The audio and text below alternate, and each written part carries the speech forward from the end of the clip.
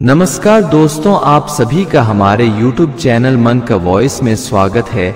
मैं रोज एक शिक्षाप्रद कहानी लेकर आता हूं। चलिए कहानी शुरू करते हैं। कहानी का शीर्षक है चाहे अपना सिर काट कर दे दो, मगर ये तीन लोग धोखा जरूर देते हैं। एक राज्य में एक प्रतापी राजा राज करता था। वह बहुत न्यायप्रिय और प्रजा का ख्याल रखने वाला राजा था। राजा के तीन पुत्र थे जो बहुत बहादुर और युद्ध कला में निपुण थे। राजकुमारों से राजा बहुत प्यार करता था, तभी तो उसने रानी के मृत्यु के बाद दूसरा विवाह नहीं किया था। राजकुमार शिकार खेलने के बहुत शौकीन थे। वह नित्य शिकार खेलने जाते और शाम को लौट आते। एक दिन राजा ने राजकुमारों को समझाया कि देखो, तुम लोग हर दिशा में जाना, मगर दक्षिण पूर्व में कभी मत जाना। राजकुमारों ने जब इसका कारण पूछा तो राजा बात को टाल गया और बोला, समय आने पर बता दूंगा, फिलहाल मेरी बातों का भूल कर भी उल्लंघन मत करना। राजकुमार राजा की बात मान कभी दक्षिण पूर्व दिशा में नहीं जाते थे। बड़ा राजकुमार बहुत बदमाश राजकुमार था। वह अपने दोनों भाइयों से मन ही मन जलता रहता था। सोचता, जब ये और बड़े हो जाएंगे, जब इनका विवाह हो जाएगा तो जब चाहेंगे राज्य का बंटवारा करा लेंगे, जबकि बड़ा होने के कारण पूरा राज्य मेरे को ही मिलने चाहिए। ये दोनों मेरे लिए दो कांटे की तरह हैं जो हृदय को असह पीड़ा दे रहे हैं। वे दोनों हमसे रंगरूप और शरीर से बहुत सुंदर हैं, जबकि मैं काला भद्दे चेहरे वाला हूं। जल्दी कोई राजकुमारी मुझसे विवाह भी नहीं करना चाहेगी। वहीं इसके विपरीत दोनों छोटे भाई बड़े भाई से बहुत प्रेम करते थे।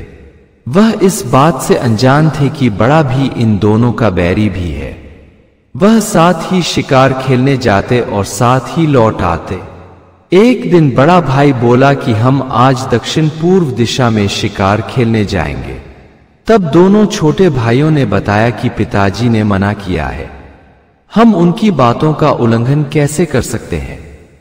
तब बड़ा राजकुमार छोटे राजकुमारों से बोला, तुम लोग शायद नहीं जानते, पिताजी दक्षिण पूर्व के राजा से हार चुके हैं, इसीलिए वह उधर जाने से मना कर रहे हैं। परंतु हम अपने पिता का अपमान का बदला लेने उस राजा के राज्य तक जाएंगे और उसे हराकर उसकी राजकुमारी को ले आएंगे। तब छोटा बोला, भैया, आपके विचार और हमारे विचार में थोड़ा अंतर है। हम किसी भी स्त्री को उसके इच्छा के विपरीत उसे साथ नहीं लाएंगे। हाँ, अगर कोई राजकुमारी हमें पसंद करे तो हम उसके साथ विवाह को सोच सकते हैं।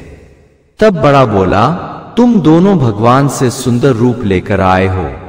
कोई भी स्त्री तुमसे विवाह करना चाहेगी, परंतु मुझे तो कोई पसंद ही नहीं करेगी। उस हालत में अपहरण करना ही एकमात्र रास्ता है।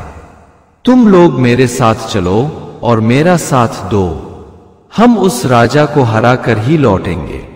तीनों भाई पिता के वर्जित क्षेत्र में चल दिए।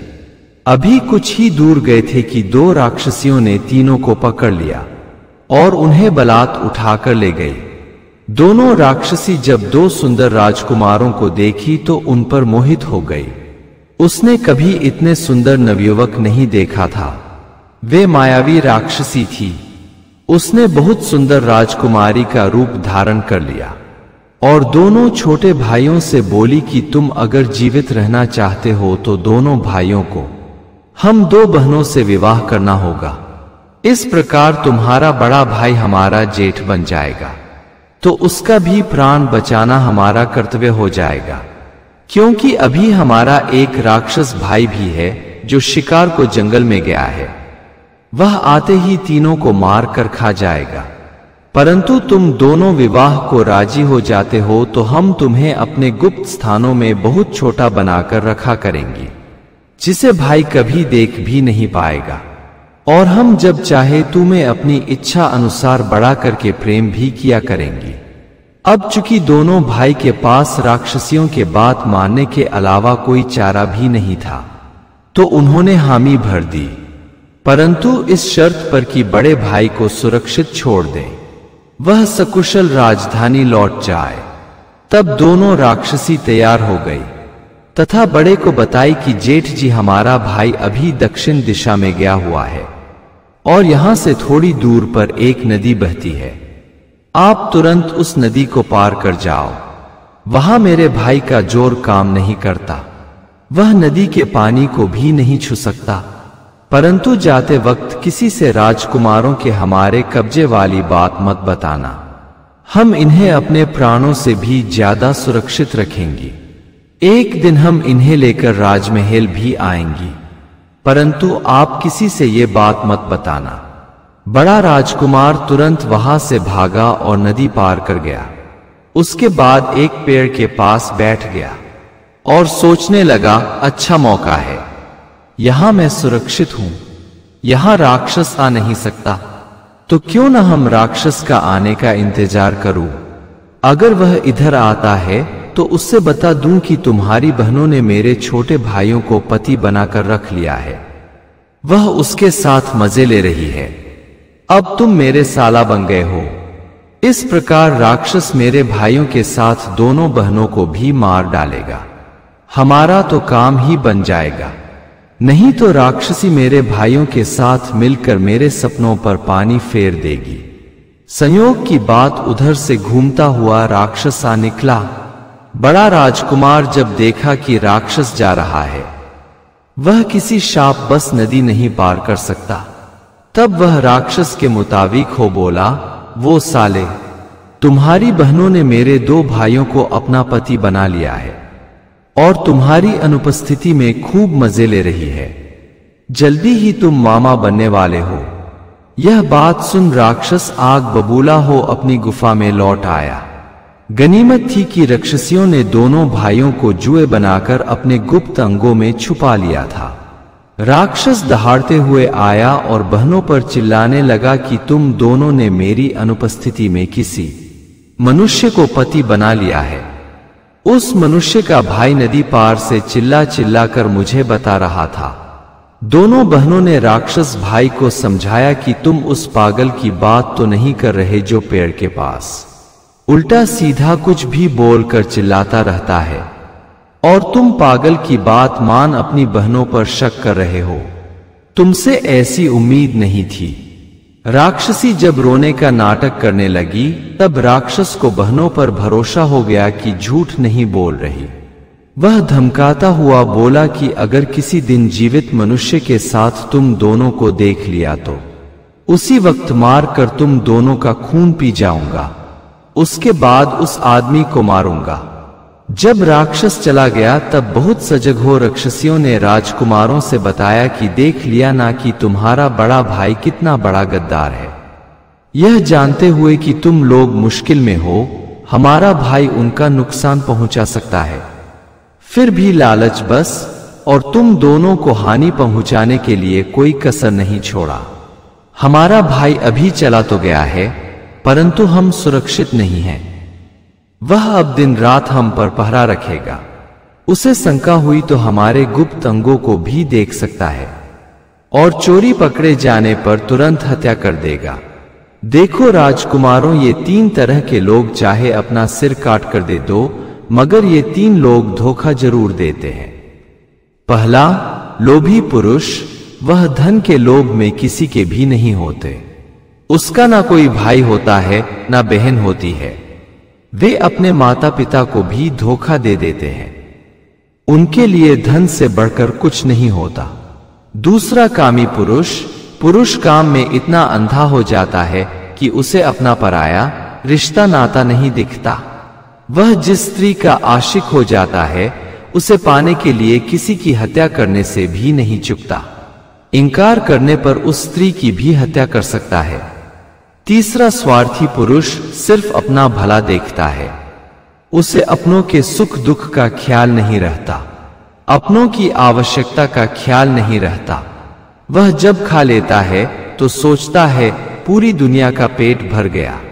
वह आदमी का इस्तेमाल उसी तरह करता है जैसे कोई डूबता हुआ आदमी मुर्दे के सहारे नदी पार तो कर जाता है, परंतु पार कर जाने पर ना तो मुर्दे को धन्यवाद देता है ना उसे घर ले जाता है। स्वार्थी के लिए हर आदमी मुर्दे के समान है। तुम्हारे और हमारे भाई इसी 3 की श्रेणी में आते हैं, और ऐसे लोग धरती के लिए भार होते हैं। चूंकि ना तो तुम अपने भाई को मार सकते हो, ना हम अपने भाई की हत्या कर सकती हैं, परंतु हम अपनी जान बचाने के लिए एक दूसरे के भाई की हत्या जरूर कर सकते हैं। छोटी राक्षसी छोटे राजकुमार से बोली कि हम उत्तर तरफ बहने वाले नदी का पानी नहीं छू सकते। गलती से भी हमारे ऊपर उसका पानी पड़ गया तो हमारी शक्ति खत्म हो जाएगी। हम इच्छा अनुसार रूप भी नहीं बदल सकते और साधारण मानव का भी मुकाबला नहीं कर सकते।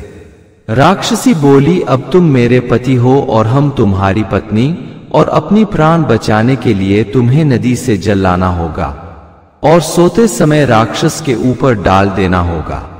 उसे के बाद उसकी हत्या साधारण आदमी भी कर सकता है। राजकुमार राक्षसी की सहायता से एक पात्र में जल लाकर गुफा में रख दिया। जब राक्षस आया और खा पी कर सो गया तो तब छोटे राजकुमार ने वह जल राक्षस के ऊपर गिरा दिया। राक्षस दहाड़ता हुआ उठा, परंतु उसमें कोई शक्ति ही नहीं थी। राजकुमार जब राक्षस को मारने चला तो राक्षसी ने रोक लिया। नहीं, तुम अब इसे मत मारो, अब तो यह खुद ही मरा हुआ है। दोनों राक्षसी ने दोनों राजकुमारों को सामने प्रकट कर राक्षस से बोली, भाई, तुम्हें खुश होना चाहिए कि हम अपनी शादी किसी राक्षस से नहीं बल्कि राजकुमारों से की है। हमने ऐसा कोई पाप नहीं किया है जिससे कि तुम्हारा अपमान हो। अब तुम जंगल में पड़े रहो, हम तो चली अब महलों में। दोनों राक्षसी खूब सुंदर रूप बना राजकुमारों के साथ राजभवन पहुंच गई। बड़ा राजकुमार वापस जाकर पिता को बताया था कि दोनों राजकुमारों को राक्षस खा गया है। राजा बहुत उदास हो गम में डूब गया था। तब धोखे वाली बात राजकुमारों ने राजा से बताई कि उसका भाई किस प्रकार उन्हें मुसीबत में सिर्फ छोड़ा ही नहीं बल्कि कोशिश की कि किसी तरह राक्षस दोनों भाइयों को मार दे। तब राजा ने बताया कि पराया खून पराया ही होता है। यह मेरा बेटा नहीं है, इसे मैंने नदी के तलहटी में पाया था। इसे कभी आभास भी नहीं होने दिया कि यह राजकुमार नहीं है। यह महल में भी छोटे राजकुमारों को नुकसान पहुंचाने की कई बार कोशिश की, परंतु हमने इसकी नादानी मानकर माफ कर दिया।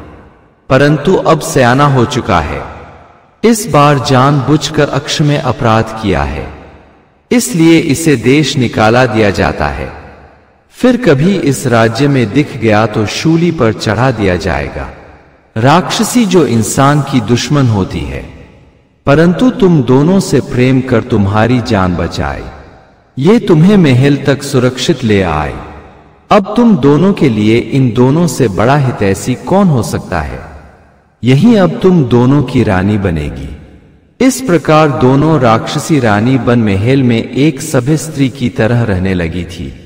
एक दिन दोनों राक्षसी राजकुमारों से बोली कि अब हम राक्षस रहना नहीं चाहती। इसके लिए जब हम खूब सजकर तैयार होती है और जो रूप राजकुमारों को पसंद आता है तो वे अपनी अपनी पत्नी पर उस शापित नदी का छिड़क दे। वे अब उसी रूप में बनी रहेगी। उसके शरीर की कठोरता भी खत्म हो जाएगी। वह राक्षस से इंसान में बदल जाएगी। दोनों राजकुमारों ने वैसा ही किया। अब वह इंसान बन चुकी थी। अगर आपको हमारी कहानी अच्छी लगी हो तो हमारे चैनल को सब्सक्राइब करें, लाइक करें और कमेंट बॉक्स में राधे राधे जरूर लिखें। आपसे पुनः मिलते हैं एक नई वीडियो के साथ। तब तक के लिए आपको और आपके पूरे परिवार को राधे राधे।